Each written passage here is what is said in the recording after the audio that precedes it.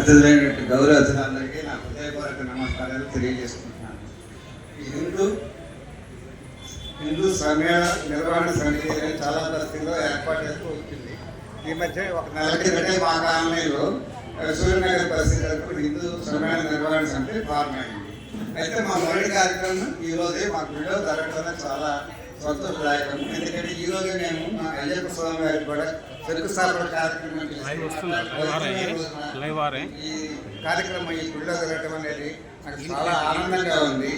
తర్వాత చక్కటి మా కార్యకర్తలు కూడా ఈ హిందూ సమ్మేళన కార్యకర్తలు అందరూ చక్కగా అలంకరించారు. నేను చెప్తానంటే మీ అందరూ కూడా ఈ యొక్క హిందూ సమ్మేళనం నాకంటే చాలా సీరియస్గా నేను పెద్దగా మీకు చెప్పాల్సిందేం లేదు.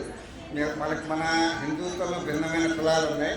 మనందరూ గడప లోపల వరకే మన కులం, గడప దాటిన తర్వాత మనందరికీ ఒకటే గడప. అదే మనందరూ సమర్థంగా హిందూ బంధువులు.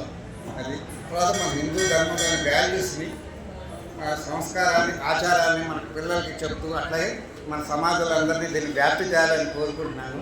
అట్లాగే ఈ కార్యక్రమాలతో పాటు మనం కొన్ని సోషల్ యాక్టివిటీస్ కూడా చేస్తే బాగుంటుందని నా వ్యక్తిగత అభిప్రాయం. అదేమిటంటే ఆరోగ్య సదస్సులు నిర్వహిస్తూ అట్లాగే పేద పిల్లలకి మన కాలనీలో ఉండేటువంటి పేద పిల్లలు చదువుకునే ఆర్థిక స్వాతంత్రం సహాయ కార్యక్రమాలు ఈ సేవా సంస్థలు కూడా చేస్తే బాగుంటుందనేది నా వ్యక్తిగత అభిప్రాయం.